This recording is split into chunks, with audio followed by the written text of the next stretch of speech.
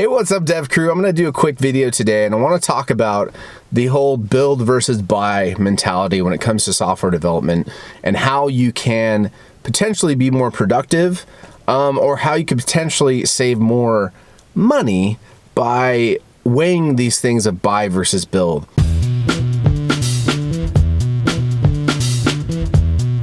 So think back to when I was in school, you did like project management classes. I think there's that triangle of you can either have something can be fast, so time, it can be expensive, right?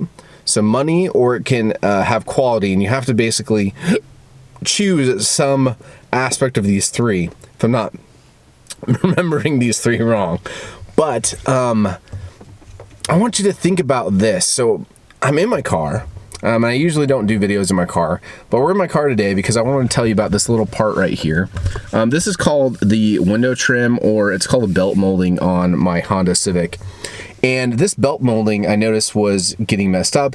I had one that was actually flapping around on my passenger side, and I was like, I gotta get this thing looked at. So I went to the Honda dealership the other day, and I was like, this, it won't be very much money, maybe $100 or something to do. They suggested that I do all three, replace all three, and hopefully you can see this here. They want to charge me $784 just to do all four, all four of these right here. Okay, so I looked up the parts and I was like, how much can these things even be? They probably run $45 to $65 each. And I think they are charging you in case they have to take the door apart, which I kind of understand. I don't know how long it would take them to take that apart, but I was like, $800. My car's not worth a ton. That's probably about it's almost 1/5, 1/6 of my car's value. So I started to think about that. I was like, this is mostly cosmetic. I'm going to try to do it myself. So I actually found the original parts. I was like, okay, $160, maybe I could do that. And then I went and with a gamble, and I got a knockoff one, and I got off of eBay, and it was like $27. Okay, so I was like, okay, I've got this for $27. I ended up spending probably 4 or 5 hours on the entire process to get it replaced out. But the actual labor to do it, if I would have had, I had to get some touch-up paint at the store. The actual labor time was probably like an hour or so. So, I considered, like, I don't make, $100 an hour. So I'd have to make like $150 an hour to make this worth it. So I ended up doing a YouTube video. This didn't turn out as good as it would have if I would have bought that service, right?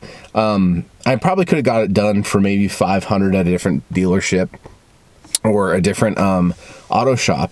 But I decided, okay, for $35 with all in and some sweat equity, I got these switched out. And the quality isn't as good as it would have been, but considering my project, right? Considering my car and it's not worth 1/6 of its value to get it done the professional way. And actually, replacing these, the time was not very much at all. So how does this relate back to the buy versus build mentality? Well, I'll go into that in a second, but I want to give you another story. So you can see I actually just recently cut my hair, and my wife's been asking me to cut it again at least 40 or 50 times. So I figure I've saved like $1,000. And you go, Tyler, that's not that much money, right? Like 50 times, $20, maybe $25. That's not a ton of money. And it probably takes you a lot longer to cut your hair. So I was thinking about this, and I was like, well, actually I thought of it more recently. I was like, well, is it really worth it for me to keep cutting my hair? I was like, it probably takes me 15, if I'm doing it really fast, I can do it in like 15 minutes. It probably takes me 15 to maybe 30 minutes to cut my hair. How much time do you spend traveling in your car and going out to a barber shop or a hairstylist and getting your hair done, right? Or getting your hair cut, right? I'd probably spend more time doing that every day or every once in a while. And if I actually cut my hair more frequently like I want to, it would have cost me way more, right? I could have saved potentially $2,000 over the past 10 years. So how do these two stories break down into the build versus buy mentality? Well, you have to consider some things, right? You have to consider, what is the cost of the project that you're working on? right? What is the value of that project, right? So buying something that's very expensive when you're doing a project for your GitHub account, you can't really afford to go and buy something off the shelf. So you might have to build it yourself, right?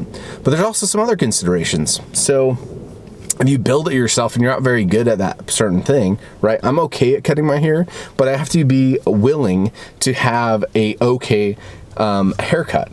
I have to be willing to have a okay car repair if I do it by myself, because I'm not a professional at haircuts or fixing my car. So that kind of applies as well with software development. You might not be a professional at creating maybe a RabbitMQ competitor. If you don't want to use RabbitMQ off the shelf and you want to build your own queuing system, or messaging system rather, then you're going to have to understand that you're going to get lower quality than you might from someone else that has this professional product. Let's talk about this as well. You might sometimes go and take something off the shelf, either from NPM or NuGet or whatever other package manager you're using, and you might say, I wanted to go take XYZ and try it out for myself. So it's the whole, I'm going to buy this free open source package. Now, sometimes you're going to have to accept whatever technical debt or issues that package has, right? So there's trade-offs there as well.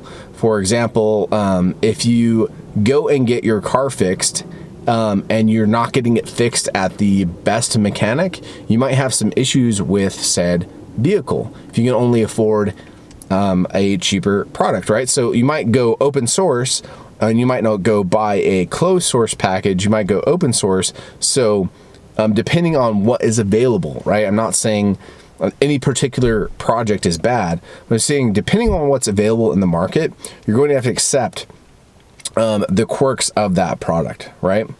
And when you build your own project, right, I know more or less I know what I'm getting when I do my haircuts now, right? Because I've been doing it long enough. I more or less knew like the risks involved in fixing my own car here. So that's another thing to think about, is what are the risks that I have if I buy versus build, right? So what is the cost associated? What's the times associated? What's the technical debt? What's the security costs of those different things? And how is that going to affect my productivity as a developer, right? Because it's ultimately, you should probably use something off the shelf if you can, because time is money nowadays, right? Unless you're trying to learn something, or unless the product is not good enough, time is money. So I'd really suggest to not do what I did in these examples and do it yourself. I'd suggest to buy it off the shelf. But if you have limitations and you're like, hey, I have a time limitation and I can do my hair good enough, or if I have, this is going to cost me half of my project cost is going to be in this licensing software, and I have the time to do it, I'm going to go and, fix the trim on my window. What do you guys think about this buy versus build mentality, and how does it affect your productivity? I'd like to know in the comments below.